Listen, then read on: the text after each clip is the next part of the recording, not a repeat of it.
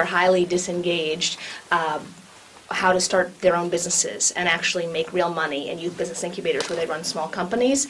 But we are actually a college prep program. So we use the small business development as the vehicle to get young people to and through college. And what we have found is that we can be the only college access program that we're aware of that has no minimum GPA. The students don't need the self-efficacy coming in because we don't bill ourselves as a college prep program. Even though we're a very high-touch, high-dosage program, we're able to attract kids who are not interested in academics but really want to make money and then take them for 40 years into college.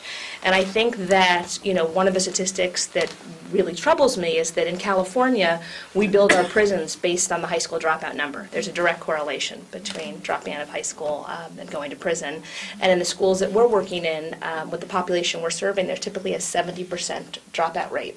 And so when I just think about those 10 freshmen who have all the potential in the world, but maybe haven't been labeled as high potential if they're low-income students of color, so they're not adopted by any other program, I feel like we have proven that by working with those students and giving them the love and also the really high expectations, we're able to get them through college.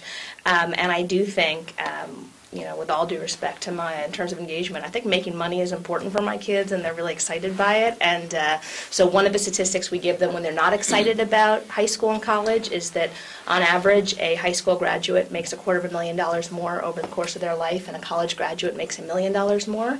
And so many of our students want to give back to their families, and that has been such a powerful tool for us to get them excited about academics long before they would have been, but for the money. And we're we have multiple sites in the Bay Area, Washington, D.C., and we've just launched Boston. Maurice Lim Miller, and I was an engineer, so actually I like data also. But my first job in the nonprofit sector after I left engineering was with a group called Asian Neighbor Design, and it was to teach gang kids how to do construction so they could try to leave the gangs. There'd been a lot of shootings. And ultimately we had a youth build program, and we had youth involved in our programs all of the time. My whole issue had been issues of poverty since I came out of a really low-income Mexican family, and eventually I left Asian Neighbor Design and I started the Family Independence Initiative, and it really was to look at what would happen if I stopped trying to figure out solutions and I just handed that over to the families themselves, and see what they would do if I gave them some of the money and resources that I normally would give to staff.